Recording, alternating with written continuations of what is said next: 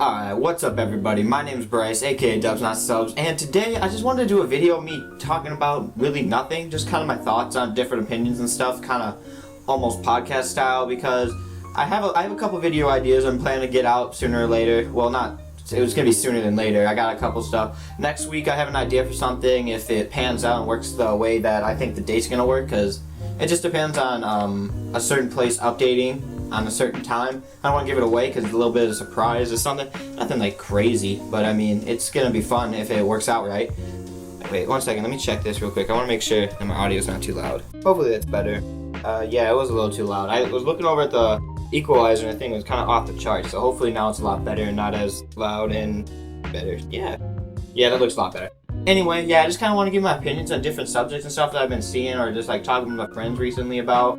Just stuff that kind of has been on my mind. It's nothing like serious or something. Well, I mean, I guess it's serious. It's just kind of my thoughts and stuff on the anime community, manga community, and stuff that like happens around it. And it's stuff maybe I didn't really think I could get into a whole video, so I just kind of want to throw my opinions all into compiled together. And I'd like to make some more of these at some point if you guys enjoy these, just because it's kind of fun. I like doing podcast kind of stuff. I used to do it on Turbo Ping ones. We used to have a TV podcast where we talk about video games and stuff. But it kind of fell off because we didn't have a lot of time and stuff. But hopefully, I do want to bring that back. I do kind of don't want that to give up and whatever. And I need to learn how to speak better in front of a mic and more eye contact. I don't know if there's such thing as too much eye contact, like staring at like the entire time. But I don't know. But anyway, guys, let's start this video out. Alright, first off, I kind of wanted to talk. Thank you guys for getting my manga collection video like to 150 views. That's like super cool. It was really cool to see actually get over 100 views. I haven't had a lot. I've had a lot of channels over the years. I think I've had like 4 solo channels, to be honest. What I think I had Gaming Vault, then I had a channel called Headbands, but before that I had Super Vault, which I changed into Gaming Vault because I thought Super Vault was really corny and not that good. And I think after that, I think that was the only 4. No, I had 3. Okay. I had 3, well 4 including this one, but yeah. I've enjoyed making YouTube videos my entire life. It's just something that, like, putting entertainment and stuff out like that seems really fun to me. It was really enjoyable. And, like, people, like, when I used to watch Scene Anders, he's probably the most influential guy to ever, like, if without him, I don't think I'd have the same opinion on YouTube videos and making them and everything. He was so funny to me. He shaped, like, my comedy, how I laugh, just everything about it, the type of videos I want to make. I still want to do videos like him with stuff like montages, just do funny moments with my friends, because the way he made his videos it just seemed so much fun. Like, he was genuinely having a good time. They were all just, playing games together, which is like, and you kind of felt a part of it a little bit. I think that's the sense that the best part about a YouTube channel is kind of making a community and kind of feel like you're friends with the creator or whatever. Like you guys, I appreciate every one of you guys watching this right now, but like coming from the viewer's perspective to the actual maker's perspective, it's an interesting like transition, because going for like thinking about like if I ever got to meet Sanders, I don't think I ever will. Also because he doesn't make videos anymore, and he still does stuff with his other, like, the people, his friends and stuff, but he just doesn't record on his own channel himself, which, like, it's fine. I get that. Like, he's been here since, like, I think the start of YouTube, like 2006. He pioneered the gaming industry, or the gaming channels on YouTube. He's one of the first ever gaming channels, and I love every one of his videos. I've seen almost all of them, to be honest, and multiple times. I still watch them to this day. But anyway, yeah, like, just coming from this perspective of, like, appreciating and trying to look out for your viewers and engaging with them and make sure they feel welcomed in a community was also just really fun. Even though Seniors himself never really talked to his community himself,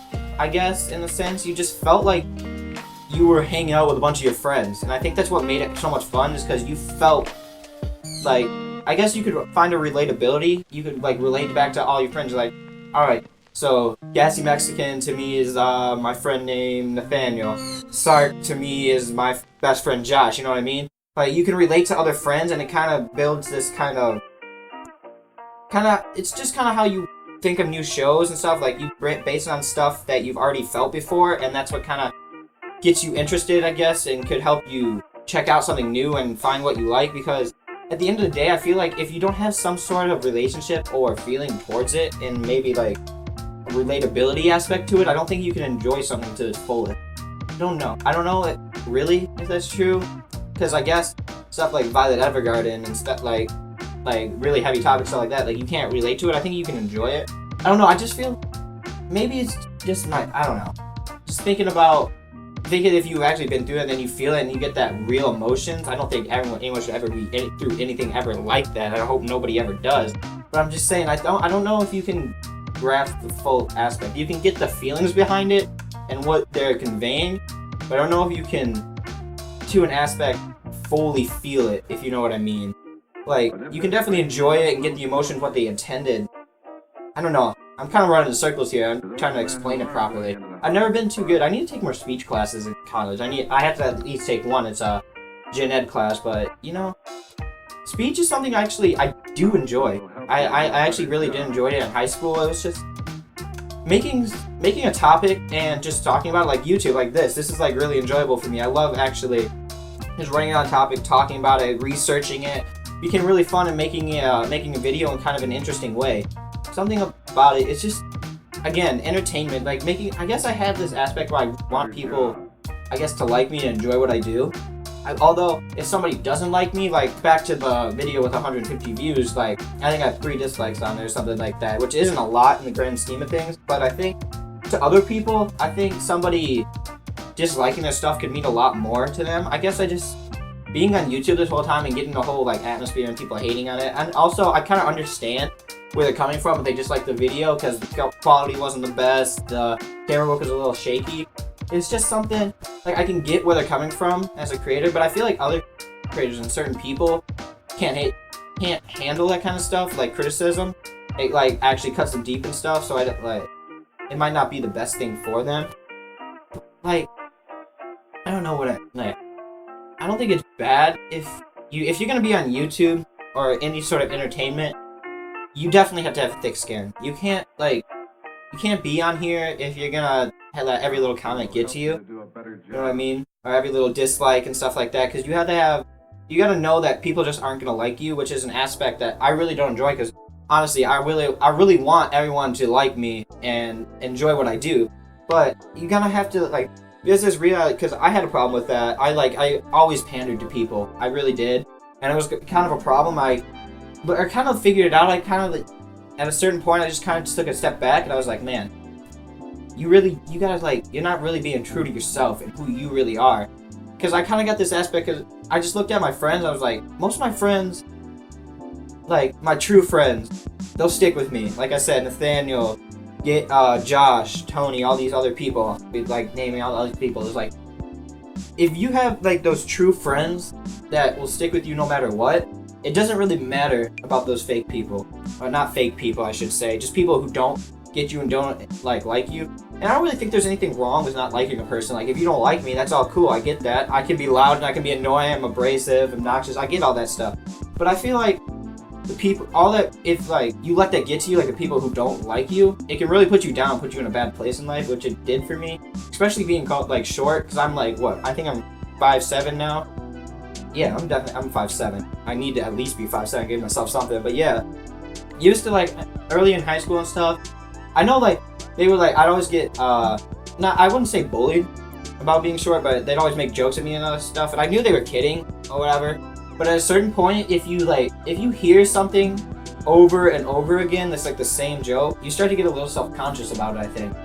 Just going over and over with it, because they'd always make short jokes with me all the time, and it's like, you can't really fight back, because I'd make jokes about them too, so it's not really, I had a problem with them making it.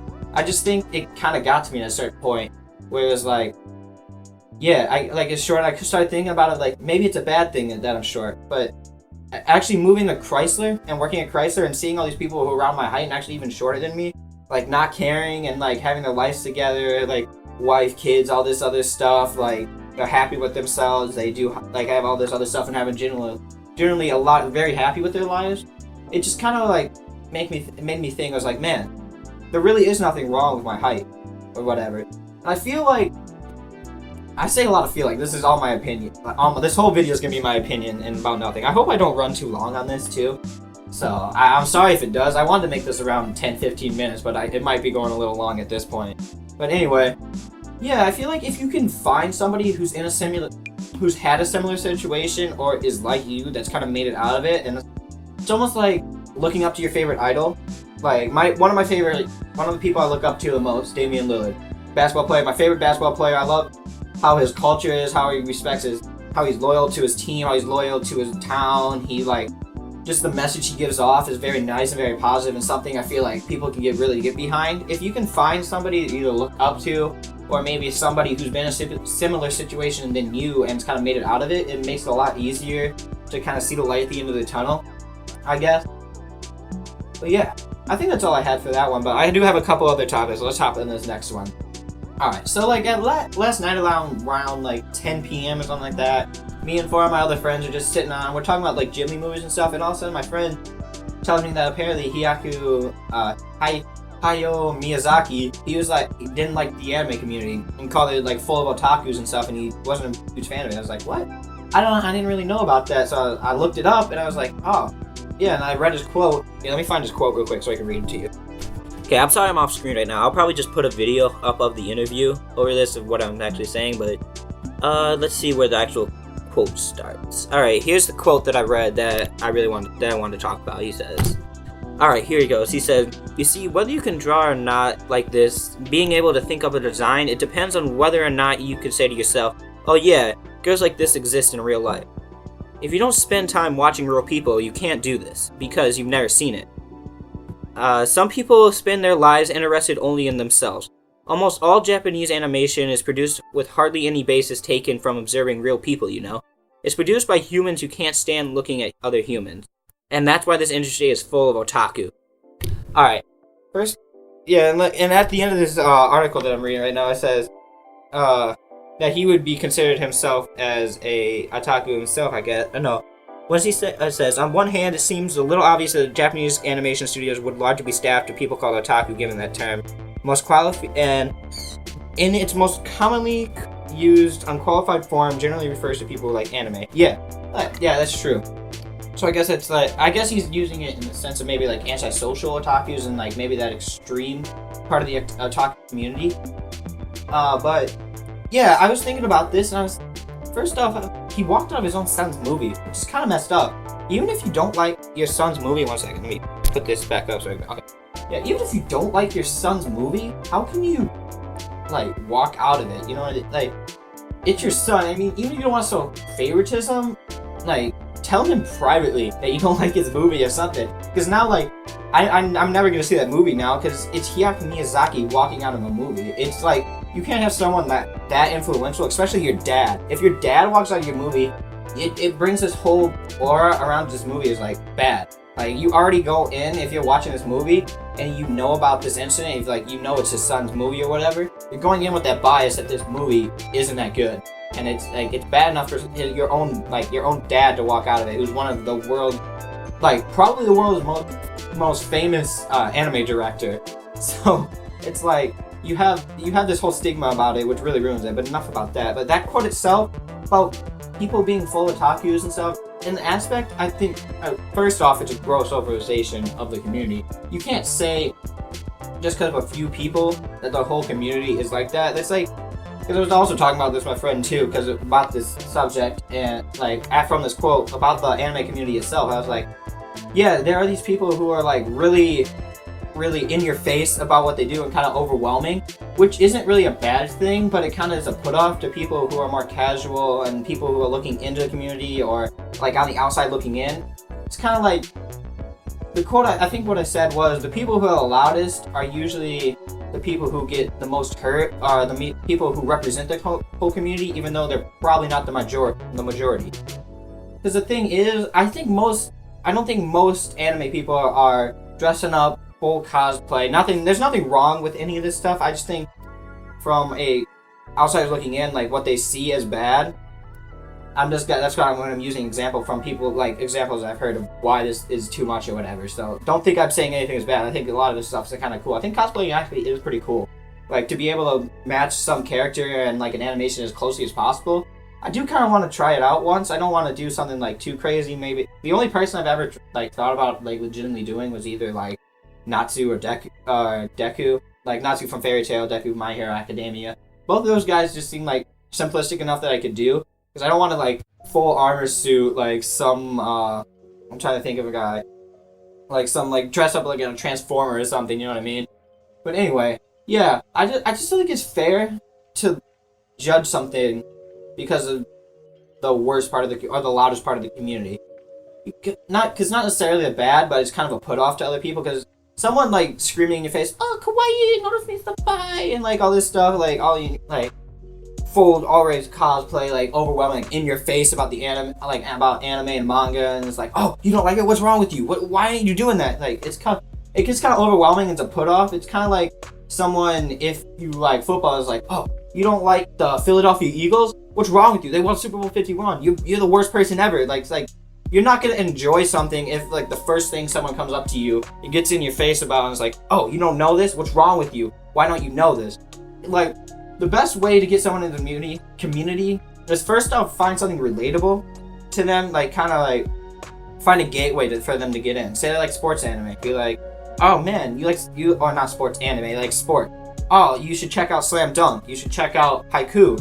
Like something that they could relate to that kind of helps them lead in, because when you show someone your favorite artist, like when I show someone Asking Alexandria, the first song I'm gonna show them isn't American Dreams, I think that's the song, or Into the Fire. I'm gonna show them something like Alone in a Room, something that's more calm, more of their popular songs, something that's not as heavy as what a lot of their other stuff is, because if you put something that's too much of that community without them knowing what it's like first, it's gonna overwhelm them.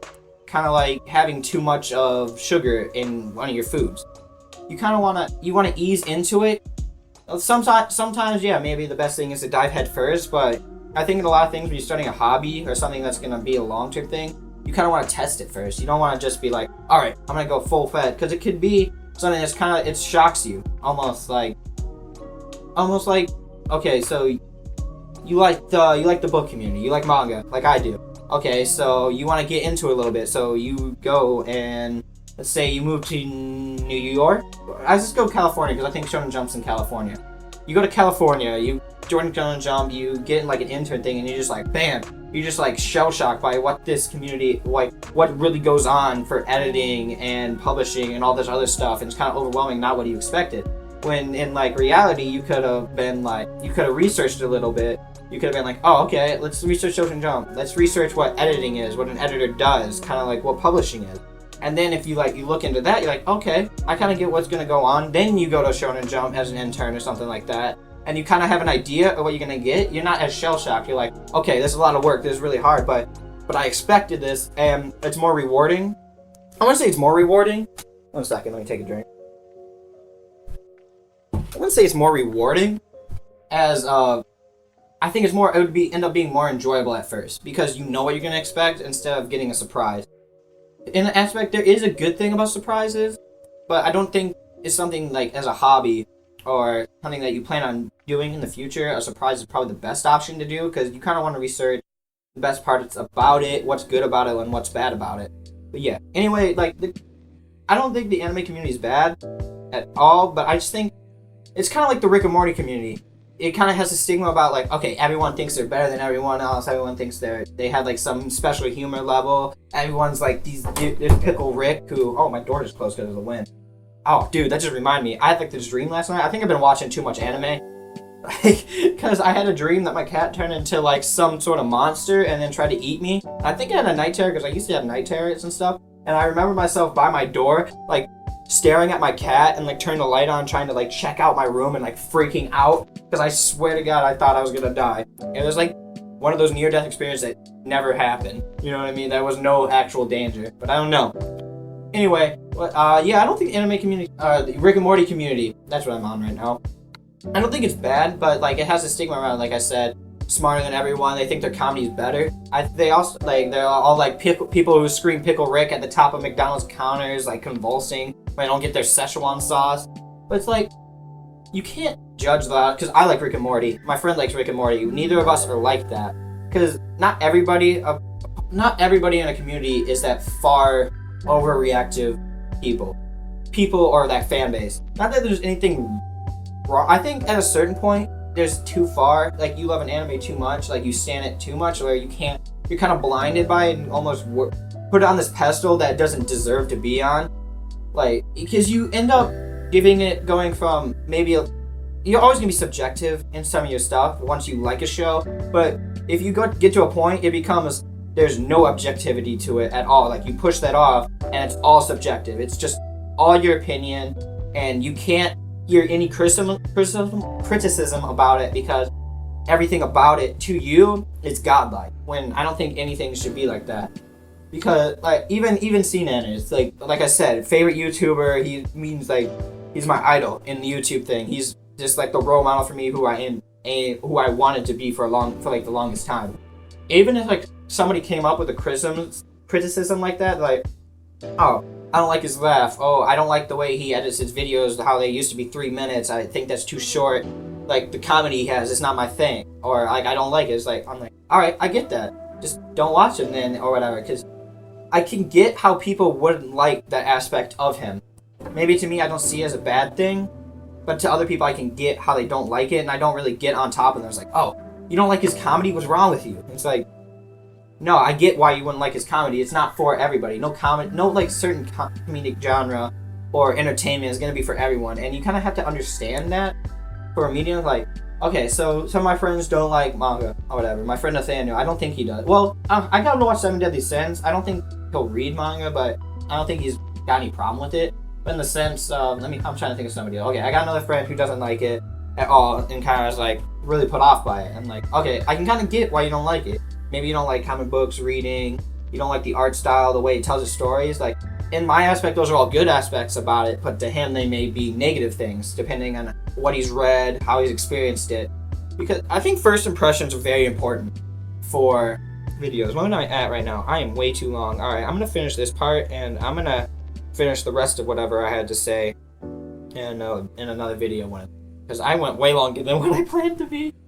But yeah, I think first impressions are very important for anime, or not anime, for anything, because your first impressions are going to be how you base the rest of your experiences on that certain thing. So let's say for EDM, like I love EDM. I love Monster Cat. They're my favorite people. The first song I heard by them was, I believe, Flight by Tristan and Breakin'. And that one, and there's a Pegboard Nerd song, Disconnected. Those two. I might have got the artist wrong. It's been a while. But yeah, those two songs were probably the first two I heard. My friend showed them to me. First off, I had a friend show them to me. So you already have like someone you know like them. And I think having someone you know already like something kind of makes you more open to try it and more open to accept whatever it is. And also, the songs they weren't like super heavy. They weren't like Zomboy, what is it? What's this Zomboy song that's like super hard? I'm not gonna remember it, am I? It's not like Datsik. Although Datsik I probably shouldn't talk about because he kind of got in trouble for it. I think he assaulted somebody. It's not a good thing. He's not a good dude anymore, but yeah, he made hard music. I'm trying to think of somebody, like, okay, let's say Corella, Killing It, I think that's the name of the song. That's kind of got a heavier bass drop, and I think it's something that you more have to warm up for and get used to this genre before you jump into, like, super hardcore, like trap stuff. Maybe not trap. I guess it's glitch hop, like hardcore dip glitch hop. Maybe I'll play something real quick, or something. Maybe I won't. I don't know. I'm all over the place. I don't know what I'm gonna remember to do editing. But anyway, yeah, I think first impressions are probably the most important thing to do, because think about like something that you've done that you've had a bad impression with, and how you have an opinion of it now. Did it change? Did it change? Most likely, it's not gonna change. You're gonna be like, all right, I had a bad experience with this. I'm not gonna do it again. Like, let's say, like I went paintballing at because my school had a camp. We went to a campground every year for like a camping outing. Or, yeah, it was like a camping trip. It was like 3 days or something like that. And there was a paintball course there. I had a lot of fun doing it. We were with all my friends. The course was cool. Everything. We had Tim and 98s. You know, everyone was on equal grounds. No one really had played much before, so there was no like pros and stuff that went with it. Also, I'm gonna go long. I'm not gonna cover the pros topic. I was gonna just say pros can kind of put it off if you're playing against them, because it kind of feels like you can't enter it, and it's like there's too high of a cliff to climb to make it. But anyway, yeah, it brought up this great experience, and it makes me, still this day, I still want to try paintball, but I think about it as like, what if it went a little different? What if like someone came up behind me point blank, and was like a douchebag, like from me to this camera, just bam, shot me point blank or whatever, when I could have just surrendered, because you had the option of surrendering instead of getting shot. which I did before because I was like, I don't want to get shot 2 inches in front of me.